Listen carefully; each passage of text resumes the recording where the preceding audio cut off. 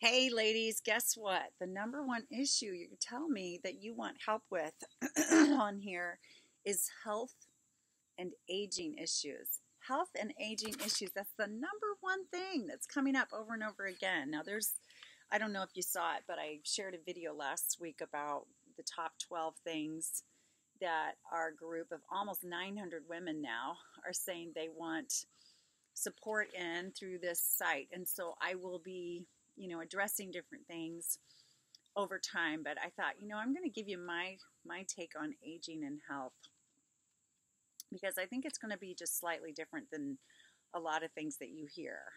A lot of what we hear about is exercise, eat right, and sleep. And I agree very much with those things. Of course, I mean, those are the basics and very important, but there's more to life and to, I think, the aging well, aging well. So let's talk about that. First of all, I agree that we need to be moving our bodies. Our bodies are meant to be upright. We were meant to stand on our feet and walk, move, stand up straight, twist, turn, bend, and that kind of thing. So you definitely want to move your body as much as possible. And whether that's just going for a walk. I just heard not a couple months ago, I think it was, that if we go on, women over 40 go on 3 walks a week that are 40 minutes, that we reduce our chance of a heart attack by, it was drastic. I honestly can't remember the percentage, but that's a pretty simple way for us to keep ourselves healthy and from harm from one of our biggest killers of us gals over 40 in America. So that's pretty simple, right? But any exercise you do is wonderful. And then along with that, stretch. Make sure you're stretching your body. So like things like yoga are awesome. Anything, just stretching yourself at home is fine. But 5-10 minutes a day, oh my gosh, that's great. But if you can enjoy yoga, that's one of the best ways. And there's other ways, of course, to stretch. But stretching and moving is wonderful. And then along with that, do some strength training. That's another reason yoga is great, because you're building strength through all the body. And also, lifting even small weights, those little ones, you can just lift at home in different ways. Easy breezy, no problem. I mean, you can go to the gym and lift the big stuff too, and do even stronger workouts with lifting and that kind of thing too. But the point is you want to have a combination of movement and stretching and strength building, because when we build muscle in our body, we're reducing fat and we're just making our body overall stronger, and our bones and everything will be stronger. So, and yes, food. Think about what you're putting in your body all the time, whether it's food, what liquids, what food you're taking in, what products you're putting all over your skin, on your scalp. All those things can have an effect on your health and your aging process. So really do your research and think about what's healthy for you. Some of you have food intolerances or food allergies, and you really want to respect that. We're all different, so we can all handle different caloric intakes and that kind of thing. Some of you can get by with eating a candy bar and not gain a pound. Others of us have to really watch that kind of stuff. And so whatever works for you, but really think about that. Intentionally eat. A lot of us are emotional eaters, and I was one for sure. And that was one of the reasons I put on weight, took it off, put it on, took it off, put it on, took it off over the years, because of my emotional relationship with food. And so if you're an emotional overeater or an emotional non-eater, that kind of thing, then there's some emotional work to do. And I would look at what's wrong mentally in your life, emotionally. Where are you struggling with issues in your life that are causing you emotional distress, which lead to the unhealthy food patterns with food, or maybe even alcohol, drugs, nicotine, caffeine, and other substances that are sugar. For me, sugar and carbs were my comfort foods. So when I was emotionally eating, I would grab carbs and sugar, and it became a problem on several levels. And so I really understand that. So we want to look at honestly what's going on if you're an emotional eater. So remember, it's not just about the food, then it's about how you're coping emotionally and finding healthy coping mechanisms instead of reaching for the food.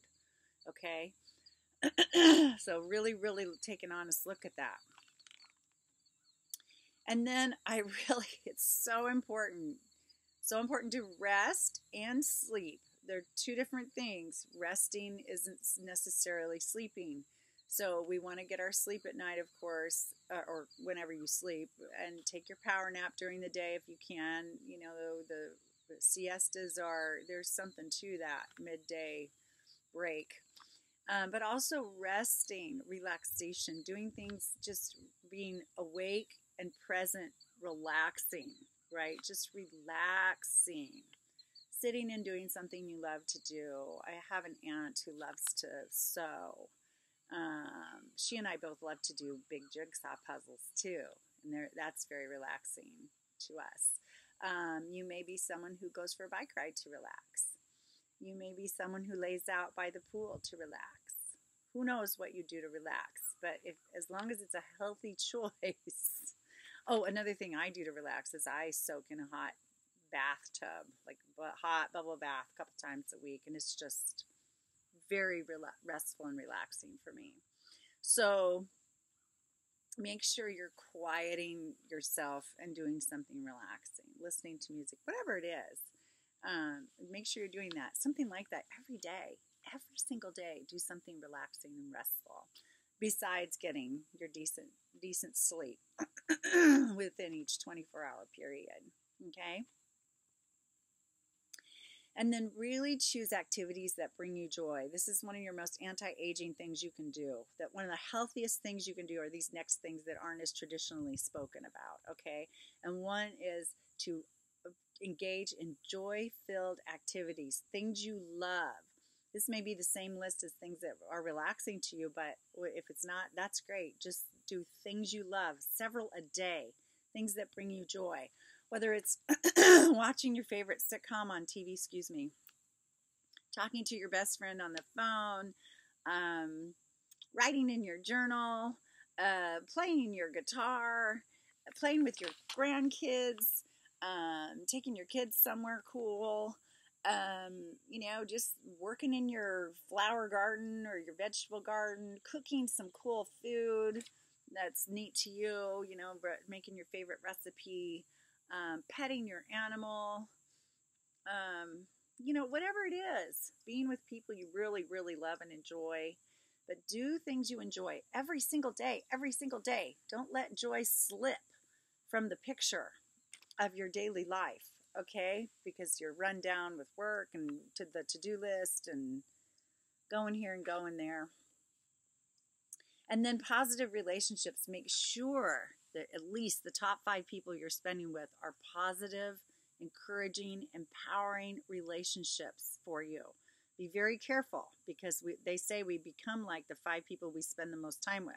Well, also you want to choose people that are, if you don't want to age faster than you ought to be, you want to be healthy, holistically healthy, then you want to choose to be around people who are healthy or that make health a priority and that enjoy life and that bring a positive vibe to the environment whenever you're with them. So choose positive relationships to focus on the most. You may have a negative Nelly in your life that you work with or it's in the family and you see sometimes and that kind of thing. And we can talk about how to deal with that some other time. But for the most part, make sure you're consciously choosing those people in life that are aging slowly and are very healthy minded, emotionally healthy minded, physically healthy minded, spiritually healthy minded, the whole thing. Okay, and then another thing is to have a positive mindset about age, right? So I had a friend in college who asked us to wear black on her 23rd birthday to mourn and grieve her 23rd birthday because she was 23. And I'm like, I'm not doing it. I refused to do it. I just wasn't going to do that. And, I've known a lot of people that kind of cave at 30. They think it's awful, and 40, even worse. And 50, they think they're practically dead, and it's like, you know what? It's just a number. All it means is you've lived another year. Actually, all it really means is you've lived another day, but the number goes up. So but have a positive mindset about age. Look at aging as, you're graduating to the next age, to the next decade, to the next phase of your life. And I love age because I'm 51 and I feel like, wow, I've been through some stuff. Like, I know some stuff. And I've accomplished a lot in the first 51 years, but yet I feel like and hope that I have another almost 50, more to go. And so I don't let the number define how I feel about where I'm at in my life. I don't let the number define me or how I ought to look or how I ought to behave necessarily or dress or anything. I'm 51. Who cares? That's where I'm at right now. I'm living fully. And that's the best medicine for health right there. So have a good attitude about age and your number. Don't even worry about the number, but if you're going to think about the number, then look at it in a positive way. Like, what have you learned in your 40s? What have you learned in the first 50 years of your life? What are you learning now that you're 60 something? And think of all the wisdom you have and the experiences you have and the memories you've made. And yet you have more you want to do, right? I've got a big old bucket list left, that I'm working through. Although I've really, done a lot of things on my bucket list. So look forward to things, no matter what age you are. Just continue to look forward to age and appreciate what comes with age. I'm 51 and a lot of you are going through the empty nest like I am, for example. And of course, my daughter just got back on a plane and went back to Boston. We live halfway across the country from each other. And I feel sad every time she goes. Every time I think, ugh, bummer, ugh, I miss her. And I miss my son too. And he only lives a couple hours away and I can see him much more easily. But I miss him every time too. However, the gift of the empty nest is I don't feel responsible for them anymore. And that is so freeing compared to thinking their lives depend on me every second, which is how, we feel when they're babies. And, so there's a gift that comes with age and the empty nest, for example, and that is that freedom. That freedom, I feel like I can be kind of selfish now, like selfish I hope in the nice way. I kind of have my own schedule. I kind of do my own thing. I don't really have to consider a whole lot of other people on a regular basis. Of course, I work, I have clients, I have customers, I have a beloved, I have family, friends. I respect all of their schedules, but you know what I'm saying? I have a personal freedom level that I didn't have when I was raising kids. I wouldn't allow myself that when I was raising kids. And so even though this stage in life can mean changes that we kind of, resist a bit and feel sad about sometimes, it can also be a very freeing time, much more freeing time in other ways as well. So it's kind of midlife and beyond is kind of an opportunity to go, okay, now it's my turn. Where have I been this far in my life? What do I want to do with the rest of my life? And embrace it. Embrace it. So the last thing I would say in terms of aging well was something I heard on a documentary a while back about people who live to be 100 and what their advice was about aging. And one of the things, besides the things I've mentioned, some of which they addressed in that documentary, the other thing is that being able to handle grief and loss well. And so I would because of course when you live to be 100, you lose almost everybody, right? So that's why they addressed it. But I think it applies to us at any age. Being able, and I'll phrase it differently, being able to overcome stress and overwhelm and move through life's transitions with more grace and ease, and that kind of thing. Because life will hand you something, or you will create things in your life that require you to manage change and the stress that can come with transitions and things like that. And so the more you're able to embrace those times in your life, embrace change and embrace reinvention and new phases and chapters in your life, and feel confidence in them and faith and trust in yourself and in life, that you're going to be okay and more than okay, and that you're on to something even better, an even better chapter in your life. The more you can have that attitude as you move forward, you will age more slowly. You will age.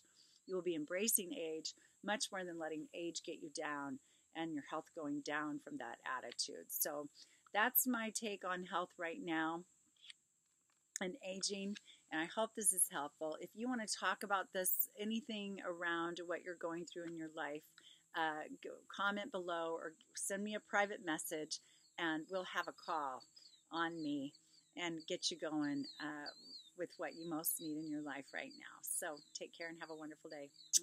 Bye. I'll talk to you soon.